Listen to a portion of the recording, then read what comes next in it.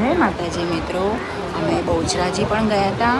ઉમિયામાએથી return અમે સીધા બહુચરાજી દર્શન કરવા ગયા. કીધું ચલો હવે આપણા પાસે ટાઈમ છે. છોકરોએ દિવસે રોતો નહોતો, કીધું ઉમિયા માતાજીના દર્શન કરીને બહુચરમાના દર્શન કરવા ગઈએ.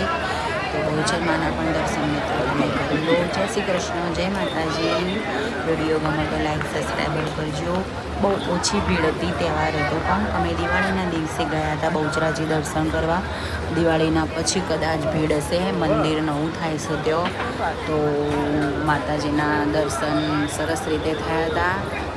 અને ત્યાં આજુબાજુમાં ઈંટો ને આવી બધી વસ્તુઓ બધી પડી શકે એમ કે ત્યાં મંદિર નવું બનાવવાનું છે માતાજી.